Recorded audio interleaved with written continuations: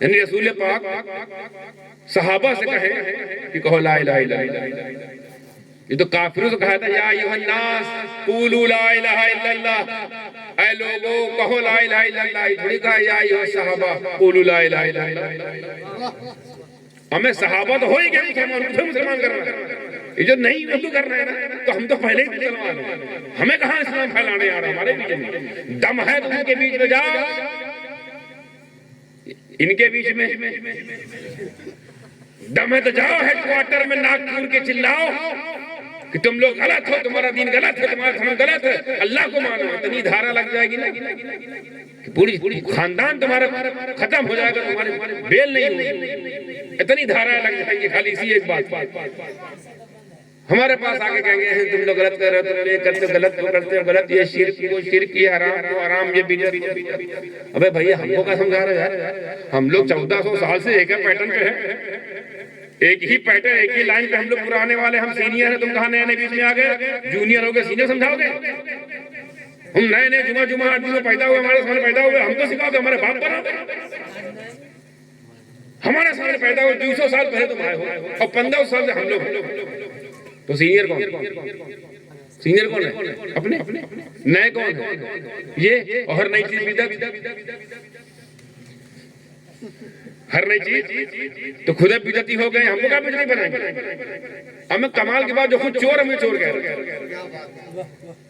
خود ہی چور ہمیں چور کہہ رہا ہے کہ تم چور ہو. یا کمال کے بعد بھائی صاحب ہمارے سامنے پیدا ہوا، ہمارے سامنے نئے نیا عقیدہ لے کے تم آئے ہو اور ہم ہی کہتے ہو کہ بدعت مطلب نئی چیز نئے بولے ہیں. خیر بات سمجھتے نہیں کہنا ہے مردہ کس کو؟ جو دین کے لیے قربان ہو جائے، اللہ کے لیے قربان ہو جائے، رسول اللہ کے لیے قربان ہو جائے. مردہ ہے؟ نہیں ہے. کیا ہے؟ زندہ ہے. بل احیا ہے، زندہ ہے. اچھا زندہ ہے؟ کیسے زندہ ہے؟ وہ تو مر گیا نا، گردن کٹ گئی نا، سانس رک گئی نا، دل تھم گیا نا، ہاتھ پیر کاٹ دیے گئے نا، چتھڑے ہو گئے نا، زندہ کیسے ہے؟ تو قرآن کہتا ہے وَلَٰكِن لَا تَشْعُرُونَ. تم نہیں سمجھو گے. سبحان اللہ. باتیں ختم ہو گئی، مہر لگ گئی. اس سے پہلے کوئی سوچے کیسے زندہ کہاں پر ہیں، کیسے رہ رہے ہیں، کیسے کھا رہے ہیں، کیسے پی رہے. زندہ ہے تو کھاتے بھی ہوں گے، زندہ ہوں گے ٹہلتے بھی ہوں گے، زندہ ہوں گے پیتے بھی ہوں گے. دماغ میں آ رہا ہے. قرآن کہہ رہا وَلَٰكِن لَا تَشْعُرُونَ. You will not understand. تم نہیں سمجھو گے. بس وہی ہم سمجھ گئے، ہم کو سمجھنا ہی نہیں. ہم ہی ٹھہر گئے. اللہ کہہ رہا نہیں سمجھو گے، اپنے لوگ وہی گاڑی روک لی، سمجھنا ہی نہیں ہے. اللہ کہے کہ نہ سمجھو، ملا کہہ رہا ہے سمجھنے کی کوشش کرو. ہم اللہ کی سنیں کہ ملا کی سنیں؟ اللہ کی سنتے ہیں، اللہ والوں کی سنتے ہیں. نہ غلہ کی سنتے ہیں، نہ غلہ والوں کی سنتے ہیں. تم کو تمہارا غلہ مبارک، ہم کو ہمارا اللہ مبارک. تم کو تمام غلے والے مبارک، ہم کو اللہ والے مبارک. پرانے پیٹرن پہ ہم لوگ ہیں، اس کا مطلب صحیح ہے. غلط ہوتے نا تو پہلے ہمارا آپریشن ہو چکا ہوتا، پہلے ہی ہم ختم ہو چکے ہوتے. جیسے قدریہ، جبریہ ختم ہو گئے. ہم کہیں نہیں ختم. کتنے فرقے آئے گئے، نبڑ گئے. مامونی نبڑ گئے، تاتاری نبڑ گئے نا. ہم کہیں نبڑے کیونکہ ہم ہی نپٹا رہے تھے. ہم ہی تو نپٹا رہے تھے. تو ہم بتے، ہم پاتے، ہم وجیتا، اجے. یہ بیچ میں آ گئے وجے.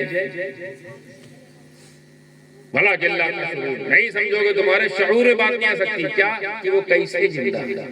تو ہم نے کیا کیا؟ اللہ چھوڑ دیا. اللہ جانے وہ زندہ جانے، وہ اللہ جانے وہ زندہ جانے کیسے زندہ رکھا. حالانکہ ایک جگہ تو اللہ نے اور کھول دیا باپ رے باپ. حالانکہ پھر بھی سمجھنے کی کوشش نہیں کر رہے ہیں، کیونکہ پہلے کہہ دی سمجھ نہیں پاؤ گے، مگر ایک بتاؤ سن لو. وَلَا تَحْسَبَنَّ الَّذِينَ قُتِلُوا فِي سَبِيلِ اللَّهِ أَمْوَاتٌ بل احیاء عند ربهم یرزقون. اور بھاری بات یہاں کہا گیا ہے کہ مردہ نہ کہنا، مردہ نہ کہنا، مردہ نہ کہنا. کس کو؟ جو شہید ہو گئے ہیں اللہ کی راہ میں، جو شہید ہو گئے ہیں. بلکہ کیا ہے؟ زندہ ہے. کیسے زندہ نہیں سمجھو گے؟ ٹھیک وہاں کہہ رہے ہیں سوچنا بھی مت، ولا تحسبن گمان بھی نہ کرنا، خیال میں بھی یہ خیال نہ لانا کہ وہ لوگ جو شہید ہو گئے ہیں اللہ کی راہ میں وہ مردہ ہیں. ایسا سوچنا بھی نہ. ہو سکتا ہے کوئی آدمی سوچ لے کہ چلو کہنے کے لیے منع کیا گیا ہے، پر سوچ سکتے ہی. جیسے ہم کہیں گے کہ امام صاحب جو ہے وہ بیکار آدمی ہے، پر سوچ سکتے ہی کہ بیکار آدمی. ہم کہیں گے نہیں کہ پیروا جو ہے مکار ہے، لیکن مانیں گے تو یہی۔ قرآن کہتا نہیں یہ شہادت کی بات ہے، یہ گردن دینے کا انعام ہے کہ کہنا تو کہنا، سوچنا ہی نہ۔ کوئی کہے کہ ادبت نہیں کہلوا رہا اللہ، تعظیماً نہیں کہلوا رہا ہے، سمان میں کہ بھائی نہ کہو، ہے مردہ مگر نہ کہو، ہے مردہ مگر نہ کہو، سمان میں نہیں، سوچو بھی نہیں، سوچنا بھی نہیں کہ وہ مردہ ہے، سوچنا بھی نہیں کہ وہ مردہ ہے، تو پھر کیا ہے؟ بل احیاء، بلکہ زندہ ہے۔ کیسے؟ عند ربہم یرزقون، اپنے رب کی طرف سے رزق بھی پاتے ہیں۔ تو باتیں ختم ہو گئی، ہم تو مردہ زندہ، مردہ زندہ، مردہ زندہ کر رہے ہیں۔ اللہ کرے میں تو کھلا پلا رہا ہوں، کہاں تم لوگ زندہ مردہ کی بحث ہے؟ میں تو کھلا پلا رہا ہوں۔ اب پھر سوال اٹھتا کیسے؟ وَلَٰكِن لَا تَشْعُرُونَ، تم کا سمجھو گے، تمہیں کیا پتا؟ تمہاری شعور کی وہاں تک وسعت نہیں پہنچنی ہے، تم نہیں پہنچ سکتے وہاں تک۔ ٹھیک؟ ابھی بتائیے، جو نبی کے لیے قربان ہوتے ہیں، جان دیتے ہیں، وہ نبی ہے یا نبی کے غلام ہیں؟ بات سمجھو، کیچ کرنا۔ ایک بس جملہ دے کے آگے بڑھ جاتا ہے۔ جتنے لوگ شہید ہوئے، امام حسین، امام حسن، فاروق اعظم، مولا علی، عثمان غنی، یہ اتنے شہید ہوئے ہیں، طلحہ زبیر، یہ نبی ہے کہ نبی کے غلام ہیں؟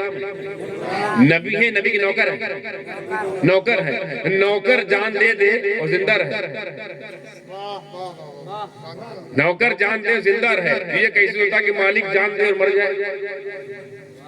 ابے جس کے نوکر نہ مرے، جس کے غلام نہیں مر رہے ہیں، امام کیسے مر جائے گا؟ اور سن لیجئے، اگر مان لیجئے وہ آپ نے کہا یہ عقیدہ ہے کہ نہیں وہ تو نہیں مریں گے کیونکہ وہ شہید ہیں، مگر نبی مرتے ہیں، تو ایک کوالٹی ایسی ہے کہ جو امتی کے اندر نبی سے زیادہ ہو جائے گی کہ نبی تو مرتا ہے، امتی نہیں مرتا۔ تو اس میں نبی کی شان ہے کہ امتی کی شان دکھ رہی ہے۔ امتی ہو کہ زندہ ہو، اور نبی جس کا کلمہ پڑھ کے وہ امتی بنا ہے وہ مردہ ہو سکتا ہے؟ عقل تسلیم کرتی ہے، دماغ گھستی ہے بات کہ سمدانی میاں کے لیے جو سمدانی میاں سے جڑ جائے، مثال دے رہا جو سمدانی میاں سے جڑ جائے وہ کروڑپتی ہو جاتا ہے، جو جڑ جائے وہ کروڑپتی ہو جاتا ہے، تو سمدانی میاں غریب کیسے ہو جائے؟ ہمیں جو ہم سے جڑ رہا ہے وہ کروڑپتی ہو رہا ہے، تو ہم کیا ہوں گے پھر؟ اربپتی کھربپتی ہوں گے؟ تو جو نبی کے لیے مر جائے وہ نہیں مر رہا ہے، تو نبی کے عالم کیا ہوگا؟ یہ کون سی گڑت لگا رہے ہو، کون سا میتھ پڑھ کے آئے ہو، یہ کون فارمولا ہے کہ شہید کو زندہ کر رہے ہو اور جو جس کے لیے شہید ہو رہا ہے اس کو مردہ کر رہے ہو؟ بات سمجھ آئی؟ آگے بڑھیں، خالی نقطہ دے کے آگے بڑھیں، 3-4 آیت باقی ہے۔ وَلَنَبْلُوَنَّكُمْ بِشَيْءٍ، یہ آپ لوگ کے لیے، سب کے لیے، پوری کائنات کے لیے پیغام ہے۔ اللہ فرماتا ہے ہم آزمائیں گے۔ یہ سب تو خوشخبری سنا دیا کہ پہلے اللہ سب کچھ بتا دیا، سب کچھ بتا دیا، سب کچھ بتا دیا۔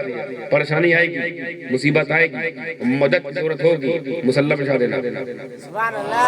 پہلے ماحول بنایا، مسلح بچھانا، اور پھر صبر کا دامن پکڑ لینا۔ اگر یہ کر لیا تو ہم تیرے ساتھ۔ سنو، ہو سکتا ہے کبھی کبھی اتنی مصیبت آ جائے کہ جان بھی دینی پڑے، جنگ کرنا پڑے، جہاد کیے جانا پڑے، کوئی بات نہیں، تم کو زندہ رکھوں گا، میرے لیے مر کے تو دیکھ، مرنے نہیں دوں گا، زندہ رکھوں گا۔ اگر ایسا نہیں ہو گیا، وہ کب ہوگا؟ وَلَنَبْلُوَنَّكُمْ بِشَيْءٍ مِّنَ الْخَوْفِ وَالْجُوعِ وَنَقْصٍ مِّنَ الْأَمْوَالِ، کہ ہم تو آزمائیں گے۔ ہاں، قرآن کا چیلنج، اللہ کا دعویٰ، ہم تو آزمائیں گے۔ وَلَنَبْلُوَنَّكُمْ، ہم تم سب کو آزمائیں گے۔ کیسے؟ کس چیز سے؟ وَلَنَبْلُوَنَّكُمْ بِشَيْءٍ، کچھ چیزوں سے، کن چیزوں سے؟ مِّنَ الْخَوْفِ، نمبر 1 خوف سے آزمائیں گے، والجوع، بھوک پیاس، ونقص من الاموال، مال میں کمی کر کے یا مال میں نقص پیدا کر کے، ونقص والانفس، اور تمہاری جان لے کر یا جان پر بیمار کر کے، مصیبت میں ڈال کر، اذیت میں ڈال کر، یا جان لے کر، والثمرات، اور تمہارے بچوں سے۔ اور ایک روایت میں، ایک تفسیر میں کہ تمہارا ثمرات جو کچھ بھی تم نے کمایا ہے، جو بھی تمہارا پھل ہے محنت کا، اس میں کچھ کھلبلی میں جا کر کم زیادہ کر کے آزماؤں گا۔ 5 چیزوں سے آزماؤں گا۔